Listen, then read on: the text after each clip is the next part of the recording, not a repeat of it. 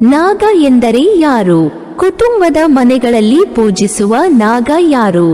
ಸರ್ಪ, ಮೊಟ್ಟೆ ಕಪ್ಪೆಗಳನ್ನು ತಿನ್ನುವುದಾದರೆ ನಾಗಾರಾಧನೆಯಲ್ಲಿ ಅಷ್ಟೊಂದು ಶುದ್ಧಾಚಾರ ಏಕೆ ಪಾಲಿಸುತ್ತಾರೆ? ನಾಗ ಎಂದಾಗ ನಮಗೆ ನೆನಪಿಗೆ ಬರುವುದು ನಾಗರ ಹಾವು, ನಾಗರ ಪಂಚಮಿ, ನಾಗವನಗಳು. ಕುಟುಂಬದ ನಾಗದೇವರು ಇನ್ನೂ ಮುಂದುವರಿದರೆ ನವನಾಗಗಳಾದ ಆದಿಶೇಷ, ವಾಸುಕಿ, ಕಾರ್ಕೋಟಕ, ತಕ್ಷಕ, ಅನಂತ, ಕಂಬಲ, ಕಾಳಿಯ, ಧಾರ್ತರಾಷ್ಟ್ರ ಇತ್ಯಾದಿ. ನಾಗರ ಪಂಚಮಿಯಂದು ನಾವು ಪೂಜಿಸುವುದು ಅಥವಾ ಕುಟುಂಬದಲ್ಲಿ ಪೂಜಿಸಲ್ಪಡಬೇಕಾಗಿರುವುದು ನಾಗವೇ ಹೊರತು ಹಾವಲ್ಲ. ಸರ್ಪದೋಷ ಹಾಗೂ ನಾಗದೋಷ ಎರಡೂ ಒಂದೇ ಅಲ್ಲ. ನಮ್ಮ ಕೈಯಿಂದ ಸರ್ಪದ ಸಾವಾದರೆ ಸರ್ಪದೋಷ ತಗಲುತ್ತದೆಯೇ ಹೊರತು ನಾಗದೋಷವಲ್ಲ. ನಾಗಗಳು ಪಾತಾಳದಲ್ಲಿ ವಾಸವಿದ್ದವೇ ಹೊರತು ಸರ್ಪಗಳಲ್ಲ. ನಾಗ ಮತ್ತು ಸರ್ಪ ಎರಡೂ ಒಂದೇ ಅಲ್ಲ.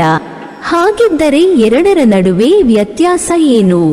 ಹಾಗಿದ್ದರೆ ಈ ನಾಗ ಎಂದರೆ ಯಾರು? ಕುಟುಂಬದ ಮನೆಗಳಲ್ಲಿ ಪೂಜಿಸುವ ನಾಗ ಯಾರು? ಸರ್ಪ ಮೊಟ್ಟೆ ಕಪ್ಪೆಗಳನ್ನು ತಿನ್ನುವುದಾದರೆ ನಾಗಾರಾಧನೆಯಲ್ಲಿ ಅಷ್ಟೊಂದು ಶುದ್ಧಾಚಾರ ಏಕೆ ಪಾಲಿಸುತ್ತಾರೆ? ನಾವೆಲ್ಲರೂ ನಾಗವಂಶಿಗಳೇ. ಮನುಷ್ಯ ನಾಗ ಯೋನಿಯಲ್ಲಿ ಜನಿಸುತ್ತಾನೆಯೇ?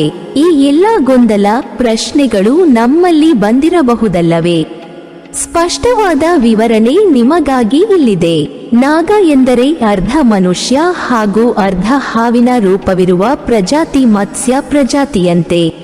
ನಮ್ಮ ಹಿಂದಿನ ತಲೆಮಾರುಗಳಲ್ಲಿ ಯಾವುದೋ ಒಬ್ಬ ತುಂಬಾ ಸಾತ್ವಿಕವಾದ ವ್ಯಕ್ತಿ ತನ್ನ ಮರಣಾನಂತರ ಮತ್ತೆ ಯಾವುದೇ ಯೋನಿಯಲ್ಲಿ ಮರುಜನ್ಮ ತಾಳದೆ ಇದ್ದು ಒಂದು ವೇಳೆ 16 ವರ್ಷಗಳವರೆಗೆ ಆತನಿಗೆ ಆತನ ವಂಶಸ್ಥರು ಅಥವಾ ಮುಂದಿನ ತಲೆಮಾರಿನವರಿಂದ ಪಿತೃಕಾರ್ಯಗಳು ಸರಿಯಾಗಿ ನಡೆಯದೇ ಇದ್ದು ಅಥವಾ ಸರಿಯಾಗಿ ನಡೆದ ನಂತರವೂ ಆತನ ಆತ್ಮಕ್ಕೆ ಮೋಕ್ಷ ಪ್ರಾಪ್ತಿಯಾಗದೆ ಉಳಿದರೆ ಹಾಗೂ ಅವರ ಆತ್ಮ ತನ್ನ ಪರಿವಾರದ ಅಥವಾ ಪರಿಸರಕ್ಕೆ ಒಳ್ಳೆಯದು ಮಾಡಬೇಕೆಂದು ಬಯಸಿದ್ದಲ್ಲಿ ಅಂಥವ ಸಂದರ್ಭದಲ್ಲಿ ನಾಗಯೋನಿಯಲ್ಲಿ ಜನ್ಮ ತಾಳುತ್ತದೆ. ಇಂತಹ ದಿವ್ಯ ಆತ್ಮಗಳು ಅವರ ಪರಿವಾರದವರಿಗೆ ಕನಸಲ್ಲಿ ಕಾಣಿಸಿಕೊಂಡು ತನ್ನನ್ನು ನಂಬಿ ಪೂಜಿಸುವಂತೆ ಸೂಚಿಸುವುದು ನಡೆಯುತ್ತದೆ. ಈ ಆಯಾಮಗಳು ನಾವೀಗ ಕಾಣುವಂತಹ ಸಹಜ ಸರ್ಪವಲ್ಲದೆ ನಾಗವಾಗಿರುತ್ತದೆ. ನಂತರ ಆ ಪರಿವಾರದವರು ಆ ಗತಿಸಿ ಹೋದ ಪೂರ್ವಜರ ಹೆಸರು ತಿಳಿದಿದ್ದರೆ ಅವರ ಹೆಸರಿನ ನಾಗನನ್ನು ನಂಬುತ್ತಾ ಬರುತ್ತಾರೆ. ದಕ್ಷಿಣ ಭಾರತದಲ್ಲಿ ಇದು ಹೆಚ್ಚಾಗಿ ಪ್ರಚಲಿತದಲ್ಲಿದೆ. ಗುಜರಾತಿನಲ್ಲಿ ಈ ರೀತಿ ಮನುಷ್ಯರ ಹೆಸರಿನೊಂದಿಗೆ ಪೂಜಿಸುವ ಪದ್ಧತಿ ಇದೆ. ಇವರನ್ನು ನಾಗಗಳನ್ನು ಮಹಾರಾಜ್ ಎಂದು ಕರೆಯುತ್ತಾರೆ. ಪ್ರತ್ಯೇಕವಾದ ನಿಜ ಹೆಸರಿನೊಂದಿಗೆ ಕೊನೆಯಲ್ಲಿ ಮಹಾರಾಜ್ ಎಂದು ಸೇರಿಸಿ ಪೂಜಿಸುತ್ತಾರೆ. ಇನ್ನು ನಮ್ಮಲ್ಲಿ ಅದನ್ನು ನಾಗಬ್ರಹ್ಮ, ನಾಗಬೆಮ್ಮೆರ್ ವೆಂದು ಸಾಮಾನ್ಯವಾಗಿ ಒಂದೇ ವರ್ಗಕ್ಕೆ ಸೇರಿಸಲಾಗಿದೆ ಅನಿಸುವುದು ಸಹಜ. ನಾಗರಾಜ ಎಂದು ಕರೆಯುವುದು ರೂಢಿಯಲ್ಲಿದೆ. ಸೂರ್ಯನನ್ನು ಪೂಜಿಸುವವರು ಸೂರ್ಯವಂಶಿ, ಚಂದ್ರನ ಆರಾಧಕರು ಚಂದ್ರವಂಶಿಯಂತೆ ನಾಗನ ಆರಾಧಕರು ನಾಗವಂಶಿ ಎಂದು ಕರೆಯಲ್ಪಡುತ್ತಾರೆ. ಪ್ರತಿ ಕುಟುಂಬದವರಿಗೂ ಬೇರೆ ಬೇರೆ ಕಡೆ ನಾಗಬನಗಳಿರುವುದರ ಹಿಂದಿನ ರಹಸ್ಯವು ಆ ಪರಿವಾರದಲ್ಲಿ ಈ ಹಿಂದೆ ಎಷ್ಟೋ ತಲೆಮಾರುಗಳ ಹಿಂದೆ ಈ ರೀತಿ ಗತಿಸಿ ಮೋಕ್ಷ ದೊರೆಯದೆ ನಾಗಯೋನಿಯಲ್ಲಿ ಇನ್ನೊಂದು ಜನ ಸಾಮಾನ್ಯರಿಗೆ ತಲುಪಲು ಅಸಾಧ್ಯವಾದ ಆಯಾಮದಲ್ಲಿ ಜನಿಸಿರುವ ಪೂರ್ವಜರೇ ಆಗಿರುತ್ತಾರೆ ಹೊರತು ಸಾಮಾನ್ಯ ಸರ್ಪಗಳಲ್ಲ.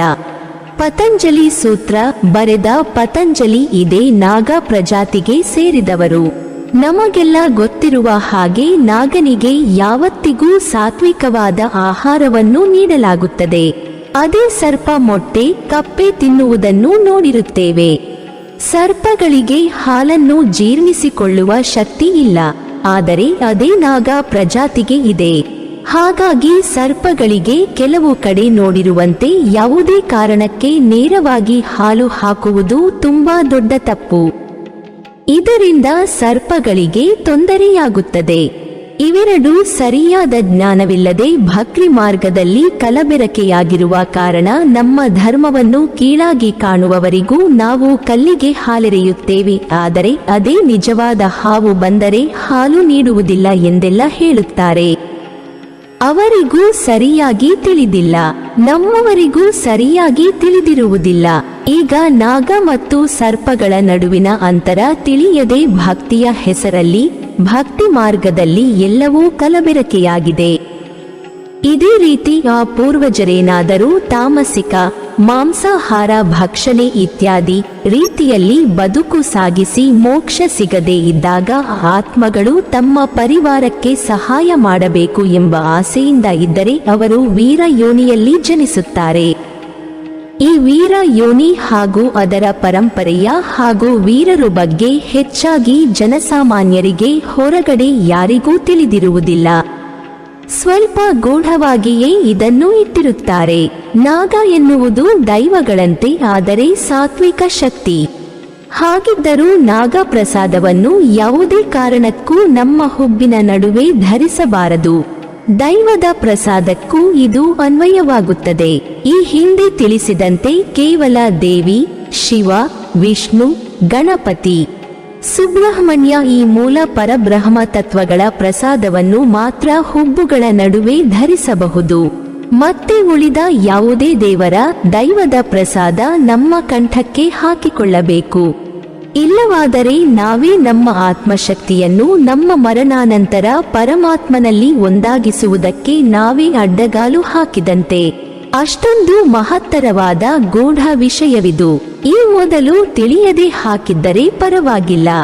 ನಂಬಿಕೊಂಡು ಬಂದಿರುವ ಎಲ್ಲ ದೇವರ, ದೈವದ ಆರಾಧನೆ, ಅವರ ಮೇಲಿನ ಗೌರವ ಎಲ್ಲವೂ ಹಾಗೇ ಇರಲಿ. ಆದರೆ ಈ ಒಂದು ವಿಷಯ ನೆನಪಿನಲ್ಲಿಟ್ಟರೆ ಸಾಕು. ದೈವಗಳನ್ನು ಇತ್ತೀಚೆಗೆ ಸಾತ್ವಿಕ ಶಕ್ತಿಯಾಗಿ ಪರಿವರ್ತಿಸುವ ಕ್ರಿಯೆ ಆರಂಭವಾಗಿದೆ. ಮಾಂಸಾಹಾರ ಅಥವಾ ಬಲಿ ಪದ್ಧತಿ ಕ್ರಮೇಣ ಕಡಿಮೆಯಾಗುತ್ತಾ ಬರುತ್ತಿದೆ. ನಮ್ಮಲ್ಲಿನ ಅನೇಕ ಮಾರಿಯಮ್ಮ ಹಾಗೂ ಉಗ್ರ ಶಕ್ತಿಯರ ದೇವಸ್ಥಾನಗಳನ್ನು ವೈದಿಕರಣ ಮಾಡುತ್ತಿರುವ ಬಗ್ಗೆ ನಿಮಗೆ ಗೊತ್ತಿರಬಹುದು.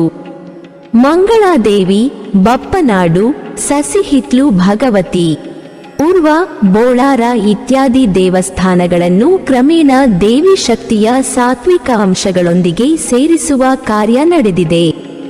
ಈ ಹಿಂದೆ ಕಟೀಲನ್ನು ಕೂಡ ವೈದಿಕರಣ ಮಾಡಿರುವುದರ ಬಗ್ಗೆ ಅನೇಕರ ಅಸಮಾಧಾನ ವ್ಯಕ್ತಪಡಿಸಿದ್ದರು. ಮೊದಲಿನಿಂದಲೂ ಉಳ್ಳಾಲ್ತಿ ಎಂದು ಕರೆಯಲ್ಪಡುವ ಶಕ್ತಿಯನ್ನು ವೈದಿಕರಣದ ನಂತರ ದುರ್ಗಾ ಪರಮೇಶ್ವರಿ ಎಂದು ಕರೆಯುವುದು ವಾಡಿಕೆಗೆ ಬಂತು. ಬಪ್ಪನಾಡಿನ ದುರ್ಗಾ ಪರಮೇಶ್ವರಿಯ ಹೆಸರು ವೈದಿಕರಣವಾದ ನಂತರ ಬಂದ ಹೆಸರು ಎನ್ನುತ್ತದೆ ಮೂಲ ಇತಿಹಾಸ. ಸಾತ್ವಿಕ ಶಕ್ತಿಗಳು ಯಾವುದೇ ರೀತಿಯಲ್ಲಿ ಯಾರಿಗೇ ಆಗಲಿ ತೊಂದರೆ ಉಂಟು ಮಾಡುವುದಿಲ್ಲ, ನಂಬಿದವರನ್ನು ಕೈಬಿಡುವುದಿಲ್ಲ. ರಾಜಸಿಕ ಶಕ್ತಿಗಳು ತಮ್ಮನ್ನು ನಂಬಿದವರ ರಕ್ಷಣೆ ಮಾಡುತ್ತದೆ. ತಾಮಸಿಕ ಶಕ್ತಿಗಳು ತಮಗೆ ಬೇಕಾದನ್ನು ನೀಡದೆ ಹೋದರೆ ಕೆಲವೊಂದು ಬಾರಿ ನಂಬಿದವರೆಂದು ನೋಡದೆ ತಮ್ಮ ಉಗ್ರ ಸ್ವರೂಪವನ್ನು ತೋರುತ್ತದೆ. ಇದೇ ಕಾರಣಕ್ಕೆ ಕಾಲಾಂತರದಲ್ಲಿ ಅನೇಕ ಕಡೆ ವೈದಿಕರಣ, ಜೀರ್ಣೋದ್ಧಾರ, ಬ್ರಹ್ಮ ಕಲಶಗಳಂತಹ ಕೆಲಸಗಳು ಆರಂಭವಾಯಿತು. ನೀವಿನ್ನೂ ನಮ್ಮ ಚಾನೆಲ್ ಅನ್ನು ಸಬ್ಸ್ಕ್ರೈಬ್ ಮಾಡಿಲ್ವಾ?